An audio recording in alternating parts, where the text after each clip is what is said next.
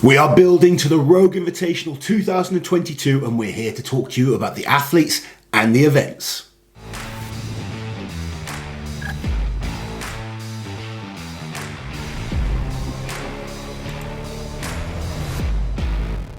So let's take a look at the athletes first. 10 athletes announced for the Rogue Invitational. A couple of changes, but we have the 10 athletes and I'm looking forward to seeing them do battle. Firstly, we are starting with last year's champion, Martins Lisses. Doesn't compete a lot, but when he does, he turns up to win. Next up is the winner of the 2020 World's Strongest Man and third place at this competition last year, Alexei Novikov. Then returning to the Rogue Invitational is Rob Kearney. Very solid performance on day one at the Arnolds this year. How's he going to do at the Rogue Invitational? Next up, we have the current Canada's Strongest Man, and he placed third at World's Strongest Man last year, Maxime Boudreau.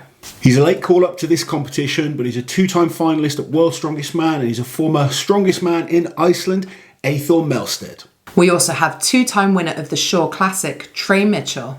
From Canada, he's had hell of a first year at International Strongman. It's Mitch Hooper.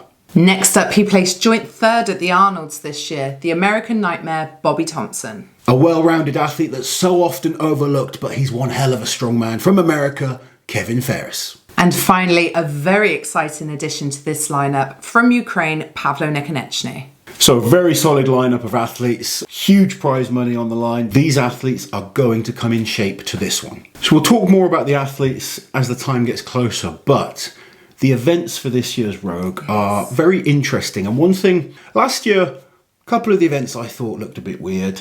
And but when I got there and saw them, some of them were my favourite events. The Yoke into the Log particularly, that was one I was like, they should be separate events. But the brains behind this competition, they put these events together to be really challenging. And I have to say, it was one of my favourite competitions of 2021. The Wheel of Pain is just an amazing bit of kit. Unfortunately, no Wheel of Pain this year.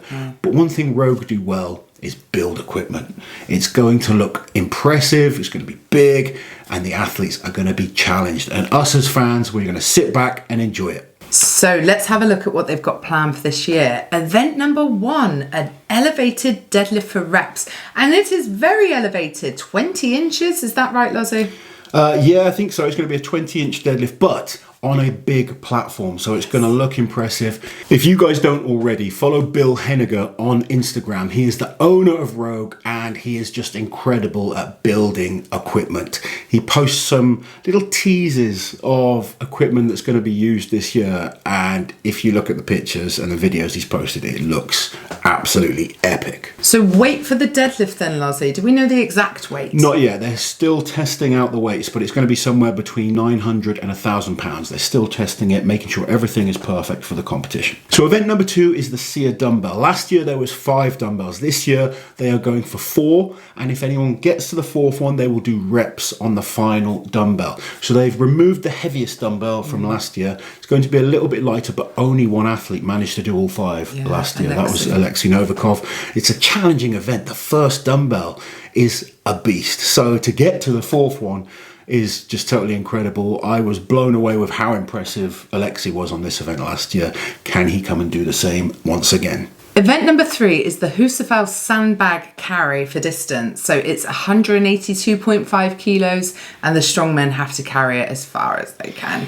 No drops allowed. The second they drop, it's over. This sounds horrible. Oh, it is. It's a very traditional Icelandic event. It's been at World's Strongest Man a number of times with the actual HUSAFELL stone or a shield carry. This time they are doing a Rogue sandbag, but in the shape of a HUSAFELL stone. Really? Yeah. That's going to be massive, it's going to be a big old sandbag, and it's going to be a brutal event for the guys. So event number 4 is once again going to look visually very, very impressive. Again, if you go and look at Bill's Instagram, you can see a few snippets of this device. But it's going to be 3 sandbags loaded into a cart, and then the cart is going to be pulled arm over arm up a hill. It looks absolutely epic. It looks great, because when I first saw the event list I was thinking, oh man, no Wheel of Pain or anything, because Rogue are really known for their big spectacular looking events, but this is it this year. I think this is going to look great. I like an arm over arm anyway to watch. You do, and it's going to be a different event. A lot of the guys, some of the guys will like it, some of them won't. Arm over arm involves grip strength, endurance, backs, legs, everything, but the element of having to load the sandbags in first just to tire them out, It's mean. It's going to be very brutal. It does ratchet into place, so you can kind of pull it and then you can kind of let go if you needed to, but it looks amazing.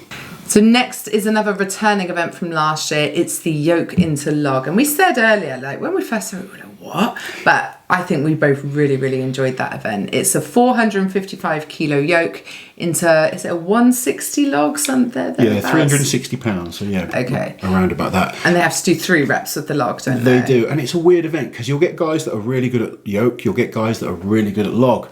But you need to be good at both. Of course. It was the guys that could get through the yoke as quick as possible, then tended to have a little bit more energy. Even the guys that were really good log pressers, if they struggled on the yoke part, they then struggled on the log. Yeah. So it's a very interesting one because it's tactically draining you before you get to that log. I think Mateusz Kiliashkowski's performance on that last year was probably the best performance of the... I don't know, there were so many good things. There were so many great performances. Certainly one of the most exciting when he viper pressed that lug up. I was like, ah! Unfortunately, no Mateus this year, but I'm looking forward to Mitch Hooper on this one. Yes. And finally, it's going to be the stones over the hitching post. Same event as last year. Martins Lissis dominating this event in 2021. Have the other guys been able to catch up and close that gap? Is he going to try and win the competition once again on this event? It's going to be an epic competition. I think visually it's going to be really cool. I'm excited to get out there. Rogue are a brilliant team to work with. It's really established itself as one of the major shows of the year. Rogue put on a spectacle. If you guys are coming, let us know. We will both be there. Yes. Looking forward to it. We'll do a prediction video a little bit closer to the time once we know all the specifics and how everyone's looking with training. The last major comp of 2022, Rogue Invitational. This one means a lot to all of them.